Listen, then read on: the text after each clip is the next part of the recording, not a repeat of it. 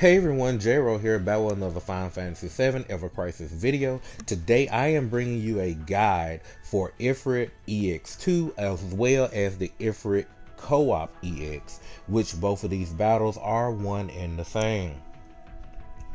So before we get started, I would like for you, if you could, please leave a like on this video, subscribe to the channel for more content such as this, and leave me a comment below. Let me know that you like this form of a guide for the summon, because I plan to do other guides on all the summons. So this is basically my pilot run for this to find out if you guys like it or not. Okay, so let's go ahead and hop in. So we're battling Ifrit EX2 here, so we're going to take a look at the game's boss description. He's weak to ice, resistance to fire. He has diamond sigils. He's immune to darkness, silence, stun, fatigue, fog, physical attack down, magic attack down. So to note, he is able to be broken on physical and magical defense as well as poison, because he doesn't have poison resistance. Alright. His fire potency changes based off of the force gauge ignition. The gauge can only be depleted with ice element abilities. Destroying more sigils during the incinerate lowers the potency of Hellfire. Okay. So with all of that in mind, let's go hop over to some slides that I have prepared for this battle. Alright, and we are back with the slides for Ifrit EX2 and Ifrit Co-op EX. So let's go ahead and jump into it and look at what the battle flow looks like. So in the beginning, Ifrit will do Harness Magic and activates the Ignition Force Gauge, which each attack that he does will increase this force gauge, and it can only be reduced with ice damage. He would then start the Incinerate Sigil phase, and he will do 50 diamond sigils, which will control the potency of his Hellfire. So let's take a look at the image here. We have the Incinerate, we have 50 diamonds, we have the Ignition bar here, and we have the Hellfire bar, which controls the potency of the Hellfire. You see it's level 5 out of 5, and also take note that there is a little gauge under there. That is the time in between when it will activate the Hellfire. To reduce that Hellfire level, we have to break the 50 diamond sigils, and based off of how many you break will determine how strong the Hellfire is. So for level 5, 50 to 41, level 4, 40 to 31, level 3 is 30 to 21, level 2 is 20 to 11, and level 1 is 10 and below. And of course, if we do break all the sigils, we will get a interruption phase. Alright, continuing on. He will use Greater Heat Up, which will raise his physical and magic attack up by 5 tiers. He would then use Super Heat Wave 2 times. Each time it will lower the fire resist by 1 tier to your characters and raise his fire damage potency up to himself. Let's take a note at the picture real quick before the mid sigil phase. So as you know, I have his sigils down by 30. The Hellfire level is level 3, and the Ignition bar is empty. Also note that that small bar under Hellfire is almost full, meaning that the Hellfire is about to go off. So you want to have a combination of the Hellfire level lower and that Ignition gauge as low as you possibly can to be able to tank the first Hellfire. After that Hellfire, he will resume the sigil phase, and then from there he will use Heat Up again, which will raise his physical and magic attack by mid tier this time. And then if you just so happen to have removed his physical and magic attack up, his super heat waves would then become Heat Wave, so basically a lower damage version of super heat wave. Then near the end of the sigil phase, he will do another Hellfire. And then provided that you did not cause an interruption phase, the sigil phase will end and we will move to the next part, which is him beginning to charge a physical base move called charge. So if we take a look over here at the image, we have the indicator here that something is being charged in the upper left. If you look above the ignition bar, it has charge up there. Well, with a sword, that's how we know that it's physical. As you see, the ignition gauge is still here, so we're still having to manage his fire damage potency by reducing it with ice damage. Okay, about 1/4 of the way of the move being completed, he will use heat up, which is that physical magic attack buff, and then he seems to lock on to the highest current HP character on your side, which then means that the character that comes out of the double hellfire will also need to be the character that has the physical defense on them as well, because he will continually attack this one character with physical based attacks. Then he will finish the charge move, and then after he does that move on that one character, he will then go into a second charge move, but this time it will be 5 diamond sigils. So coming out of the first one, you want to make sure you have your diamond sigil breaker with some ATB to perform their diamond sigil break. You want to have your other 2 characters with at least 3 ATB to do like a ruin or something, so that way they can assist in breaking those sigils. Then you will get an interrupt phase. If you don't get the interrupt phase and you miss the 5 diamond sigils, he will then hit that person with a charge again, probably more than likely defeating that character of yours. So after that interruption phase, if his health bar is still above the threshold that's needed to begin the final phase, he will just restart and do the incinerate phase all over again, which is the 50 sigil phase in the very beginning.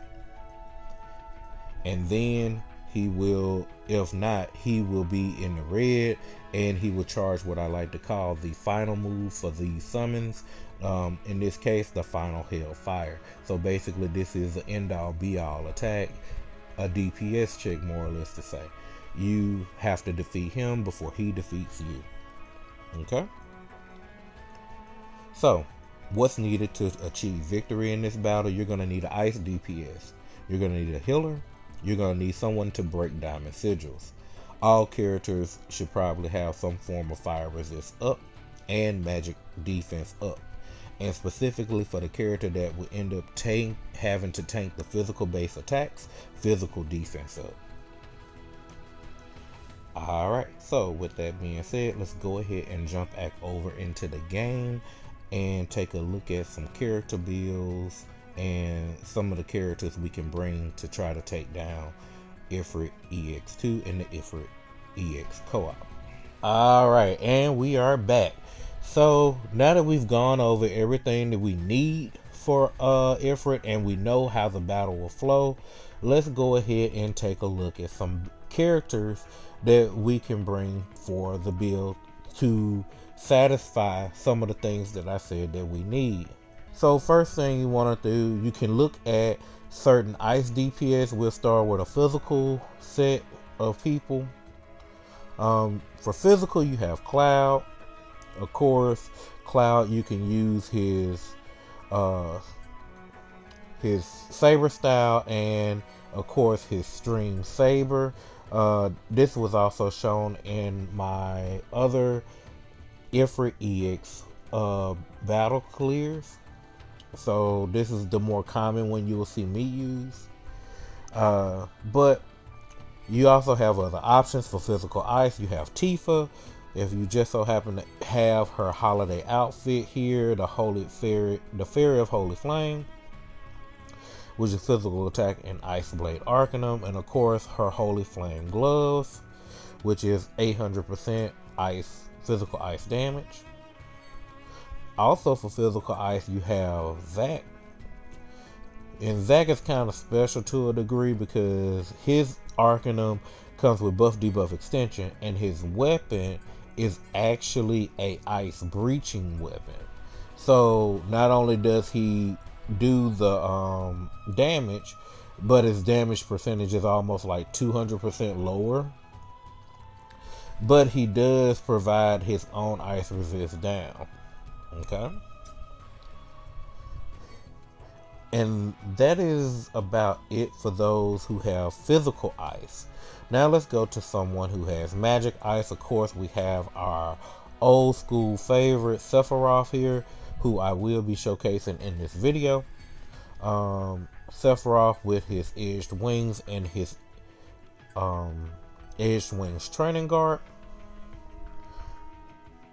Okay. And then also, just to note for Magic Ice, not that you necessarily would use her, but you got Aerith with her HP and Ice Mastery, and the Snowflake weapon, which is basically a 500% weapon, and then it lowers the magic defense mid to high. So after the second cast, it'll be a 3-tier down on magic defense. Okay, so last but not least is the newest to the DPS party here. As at the time of making this video, we have Yuffie, and I saved her for last for a different reason, because she is able to do both, actually, physical and magic. She has the Spiral Shuriken, which is 800%, so the same as Tifa and Cloud. Well, same as Tifa. And then she also has the newest Ice Magic weapon, which is her little red wreath. I don't have it at a high OB, but the potency at OB10 is 940%, and it does 1.2% more damage to the target when it's debuffed. Okay, so overall, Yuffie is probably the best ice DPS there is currently. Alright,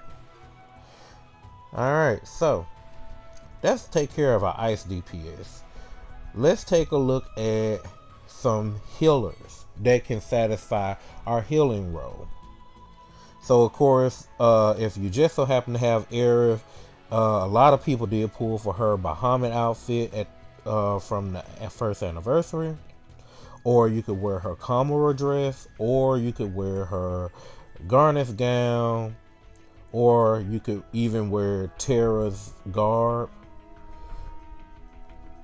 These are all very good outfits. In my regular clears, I used Aerith. The combination that I choose to use with Aerith is Bahamut Rod. That is like the best healing weapon in the game right now, because it gives you physical defense and you get an additional ATB boost. And then also, of course, if your team is physical, you can go with Kamura Wand. This will raise the magic defense and the physical attack of the whole team. And then also, other case scenario, you could always run the Citric Wand, like I did in my fast clear of Ifrit EX2. Okay? So, those are options for Aerith. Or another option you could use is Mithril Rod as well, because Mithril Rod is a pretty good weapon for raising physical and magical defense, but not as good as something like Syringe Rapier. And speaking of Syringe Rapier, that is who our second healer for this would be. Matt. I feel like Matt is an extremely good healer. He has only 2 outfits that you can use for healing: the Gear Voucher Elite Uniform, or if you pulled back when his outfit came out with Syringe Rapier, you got the Aidman's white coat. Alright, so combining that, you got, he has his own 100, he has a high healing weapon with 75% potency for healing for the prime number. On top of that, he also has the ability to bring magic defense down with Core Sting from the Stingray. He also can bring Steel War Bravery from Bramble Spine. If you decide to use the Syringe Rapier is physical and magic defense up, mid tier. So there are many options you can go with Matt as a healer. Now, alternatively from Matt, you do have one other healer, which is the healer that's in my team that I'm going to be showing you today, which is Barrett, and you can make him a healer. And the reason he's good as a healer specifically for this battle is because you have Micro Laser. And Micro Laser in the main hand is a heal and fire resist weapon, in which you need fire resistance in your team to survive the multiple fire attacks that Ifrit will be doing to you. Alright. And then also the Etcheron cannon for Barrett is perfect, especially if your DPS is magic. This is basically the magic version of Kamarawan. It does magic defense up high and magic attack high at OB6. So anything under OB6 is gonna be mid to high, but at OB6 to OB10 you get mid to high. You get high to high. Okay. All right. So that should take care of our healers. So last but not least, I'm going to go run over to enhance and go to weapons real quick, so we can take a quick look at the diamond sigil weapons that are in the game. As I stated in the battle flow, there is a 50 diamond sigil break that we need to perform. So we need to know what weapons have sigil breaks on them. So the best ones are 3 ATB, of course. So you have the Type 91 two-hander. This one is good but not great because it's supposed to lower physical and magic attack, which you cannot do to Ifrit. So this weapon outside of the sigil break is almost useless. Okay. Barn Swallow, Rest in Peace, Killer Horner. These are all DPS weapons that are 4 ATB for Diamond Sigil. Then you have Matt's Bahamut Rapier, which is a 4 ATB magic base Diamond Sigil break. And then of course Tifa's Bahamut Knuckles, which is the same. These are the free weapons from the Bahamut EX2, or the Bahamut summon battles. Okay. Then you have, of course, the same as the other ones I noted earlier. You have Max Ray, which is a 4 ATB and just damage. So then let's look at our 3 ATB options here. So we have the Shark Slayer. Shark Slayer, even though it's 3 ATB, it reduces fire resistance and water resistance. So basically not useful here at all. And then also, this is not a healing weapon. This only has a circle sigil. So it would be useful if it had a healing slot, material slot, but it doesn't. So we can't worry with it. Next up is, for me, you've seen me use it before, is Nightjar. I love Nightjar. This is kind of a perfect weapon almost for this battle. It lowers physical and magic defense. Physical defense high and magic defense mid. Okay, it's pretty strong. I mean, it's a 3 ATB diamond sigil, but it does have a slow cast. Now I will say was still a good weapon, but not a perfect weapon, is Red Silver Collar. Red Silver Collar Rolling Claw is a 3 ATB diamond sigil, and it reduces wind and water resistance. But here's the problem. Here's the reason why this is better than Shark Slayer. It has a cure all materia spot.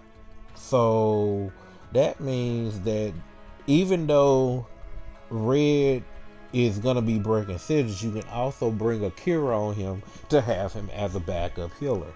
Then if you place this in the main hand, boost heal will be 62 points automatically, putting you at 55 points So level 7, which is plus 80% to his healing potency.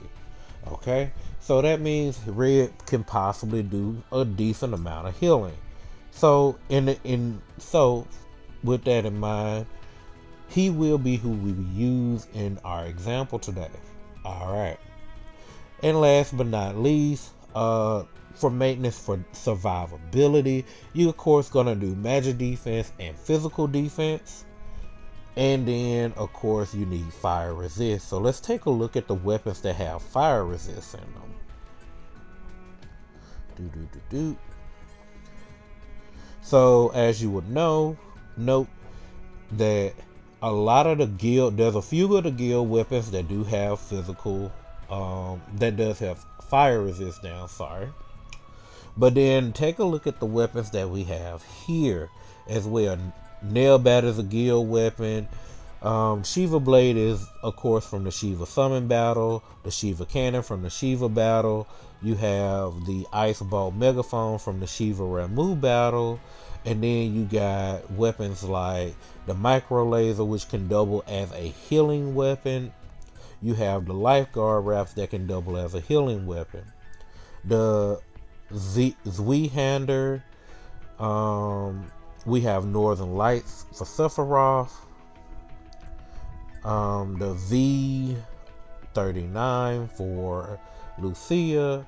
And then, of course, like I said, guild weapons. We got the Banquet for that. Okay? So these are our options for our survivability. Okay, so with that said, let's go ahead and take a look at what I came up with for Ifrit EX2. So let's go ahead and jump into what I have here. Let's start with the most important one. We have Sephiroth for our Ice DPS. He's rocking his Edged Wings Training Garb for Magic Attack and Frostblade Arcanum. In the main hand, we have Northern Lights for Magic Defense and Fire Resist. We do not care about this weapon's ability at all. The reason this weapon is in the main hand is so we can get the full R ability boost from Magic Defense and Fire Resist, okay? Alright, so in the second hand, we have the Edged Wings. Mine is branded, so you can take a quick look at the brands here. Our abilities are Magic Attack and Ice Potency. Okay, so next up we're going to take a look at sub weapons. We have the Snowflake for Magic Attack and Ice Potency, and here are the brands that are on it. So it has a Magic Attack and Magic Defense. That's what matters here. Then I'm using the Esper Rapier Next Gen for Magic Defense and Magic Ability Potency. So as you can see, I'm stacking on that Magic Defense while still getting in the ability to increase my damage. Okay. Then last but not least, we have Power Soul for HP and Magic Ability Potency.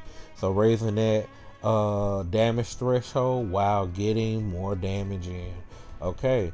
So let's take a look at materia real quick. Right here I have one of my crafted materials with Ice Potency. The Ice Potency is 2.4%.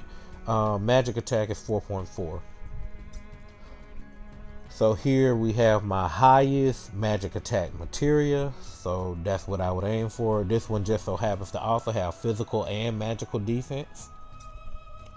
And then here I have a Waterer Blow that has a good amount of Magic Attack, but it's not my second highest Magic Attack.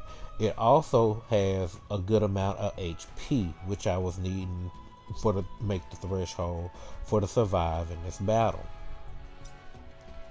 Alright, and of course, because he is my Ice DPS, we are using Shiva as the summon. So his R abilities come out to be boost HP level 3, boost Magic Attack level 7, boost Magic Defense level 5, boost Ice Potency level 5, boost Fire Resist level 5, boost Magic Ability Potency level 6. With this, his stats come out to be 13.1k HP, 6.2k Magic Attack, 130 Physical Defense, 217 magic defense. And there you have it. Alright, so let's take a look at our healer, the person that's going to keep us alive for this. So this time I am running Barrett.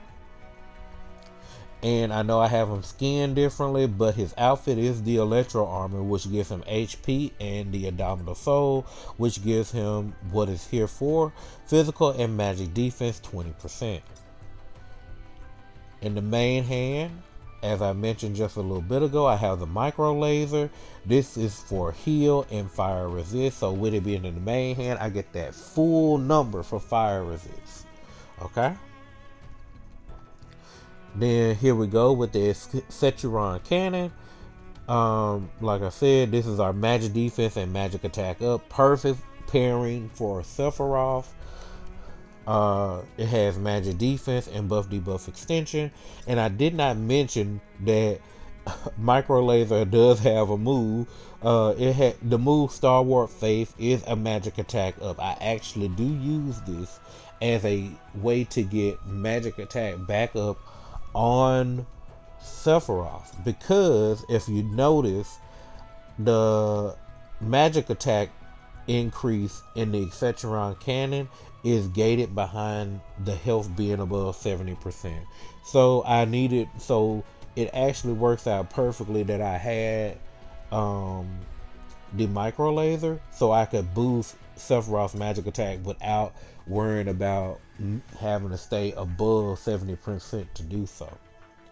Alright, so for sub weapons, I have him using the Lifeguard Wraps, which is heal and fire resist. We have the Bouquet for boost fire resist and physical defense for all allies. This will be the one that helps out our tank. And then, of course, last but not least, I'm running Centipede for heal and buff debuff extension, because he is basically our debuffer and buffer. So we want those buffs to last as long as we possibly can.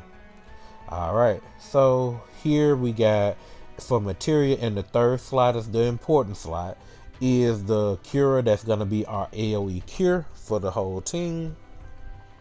Basically, I have a heal stat stick here along with magic defense. Then here's another heal stat sticks in HP. And last but not least, I have a bio equipped to him, because just like I mentioned earlier, Ifrit can be poisoned, which will play a big part, because if the poison sticks and it lasts for a decent amount of time, it can that damage adds up very quickly. Okay, and this one also has magic defense and a good heal percentage on it as well. And then, because I didn't need any of Barry's limit breaks, I am using the Icy Judgment, which is going to boost the ice damage of everybody on the team, especially Sephiroth. Okay, so with this, his R abilities come out to be boost HP level 2, boost magic defense level 3, boost heal level 9, boost ice fire resist level 7, buff debuff extension level 4. And with this, his stats come out to be 11.4k HP. His physical and magic attack are not necessary here. Physical defense 154, magic defense 216, and his heal stat is 4000. Okay. And last but not least, let's take a look at who I think is the star of this show, because he's the most important. And that is Red 13. If you just so happen to have his Hellhound costume, this is the perfect costume for this battle. It is fire and ice resist 20%. Okay. And HP. So in the main hand, we have Silver Collar. So like I mentioned earlier, it's boost, heal, and buff debuff extension. So we get the full amount of that here. And this is our 3 ATB Diamond Sigil Break. So that's what it matters for. And then, of course, also for his second hand, we have the Growing Ivy, which allows you to have the ice resist down. And with it being OB6 or higher, it's ice resist down for one cast with it being high. Alright. And this is attacking ability potency. Even though red's damage is minuscule compared to what we need for Sephiroth. Alright. So let's take a look at sub-equips real quick. Right here I have the Gargantuan Monolith for HP and magic defense. Then I have the Nail Bat, which is a guild weapon for fire resist and ATB boost. So with it being in the sub weapon slot, I only get about 7 points for it. So I get 2.5 extra ATB on red at the start of the battle. This is essential to getting that getting red's limit break off, so that way we can remove that 5-tier physical and magical attack up on Ifrit, so we can survive even longer. Okay, so let's go down here, and last but not least, we have the Shiva Blade, which is fire resist and boost HP. For his materia, I did go ahead and make him a sub healer, so he has a high HP and physical. Is really here for the physical attack and the not physical attack, but for the HP and the physical defense. Sorry. Then I have here a arrow blow for HP and physical defense. And here I have a lightning breach for physical defense and magic defense.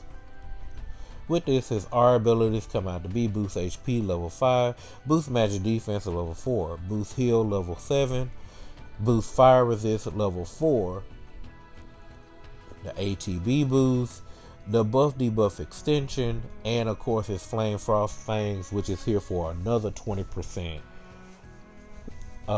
fire resist. Okay, so with this, his HP comes out to be 16.2k HP, 191 physical defense, 203 magic defense, 3,117 heal. Alright, so let me explain a few things about why red is built the way he's built. Red is built to be the tank. When we get to the charge phase, like I mentioned earlier, Ifrit will target one person with physical attacks. Those physical attacks do hurt very badly, especially since we won't have a physical defense up. But red can handle them because I think those are fire-based physical attacks, so it should be no problem. Alright. Well, with that being said, let's go ahead and take down Ifrit EX2 using this tank. Alright, so let's take down Ifrit EX2 here. Starting off, we're going to switch over to Red 13 while we wait for our command gauge to fill. We're going to use the Growing Ivy to go ahead and get that ice resist down. And now, wait for the Incinerate gauge to show and start doing our attacks. That way we break the diamond sigils while we have a chance. With Barret, we'll use Zone of Protection so we can get the magic defense up. And now once the gauge is filled, we will start using red to break the diamond sigils, because when the command gauge isn't filled, it will only break for 2. Once it is filled, it will break for 3. Okay, so as you can see, everything is pretty quick here. Super heat wave is here, so we want to time it where we do our arrow frost blade right as the heat wave goes off. And as you can see, I'm going to throw in a blizzard here along with that last rolling claw, just to be able to get right at 30 just in time to tank the hellfire. Okay, switching back over to Barret, we'll get a cure in, and we're going to use some of Sephiroth's ATB here. Go ahead and break some more of the sigils real quick, and that's just enough to get us red's limit breaking time to stop that heat wave. Alright, so now that his physical and magic attack has been reduced, we've also rebuffed Sephiroth with magic attack up, so he can take down that ignition bar. As you can see, it's still taking it out completely with one hit, which is what you want. Now we got regular heat wave going through. Okay, and as you take note that he didn't lower our fire resist down. All right, but I did lose that ice resistance down debuff, so didn't clear that ignition bar, but I am still able to tank the damage. All right, now we're gonna switch over to Barret, get a heal in, and then we'll start doing Arrow Frost Blade to get that ignition bar down, because red is our target because we had our highest HP. There's the heat up. So now we're gonna start with Barret and red. I'm gonna rotate healing against Ifrit's attacks, and as you can see, they're real hard. They're really tough attacks. So okay, continuing on. So he's, as you see with Sephiroth, I'm timing his attacks where it just so happens to take down the gauge right after he's done an attack. Alright, and I'm healing, throwing a bio in there so I can go ahead and get that poison in to get that additional damage going. And now we just need to get red healed. I'm gonna go ahead and use Stardust right here to remove the physical and magic attack up. That's on Ifrit.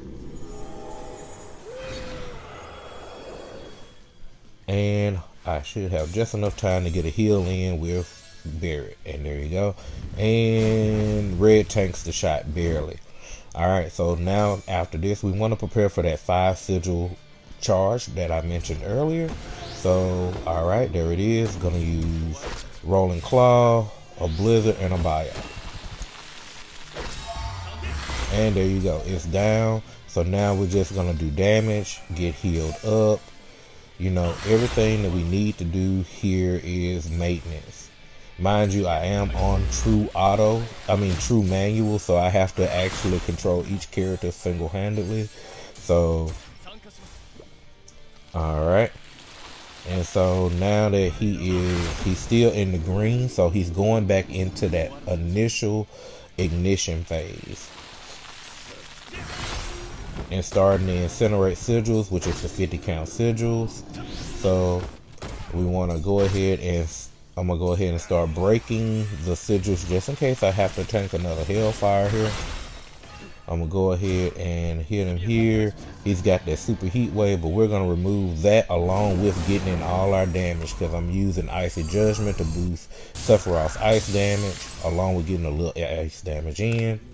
Using Stardust Ray, which will remove that physical and magic attack buff. And finally, we will use Shiva here again, so we can go ahead and knock down as much damage as we can on him, because we're very close. All right, about one hit left there. So get that ATB up. Go ahead and get that hit in. I'm just adding in for the sigils here. But I think Sephiroth, nope, needs one more hit from Sephiroth. And even though it's like nothing there, I had to use the attack and defense mode. That'll finish the battle.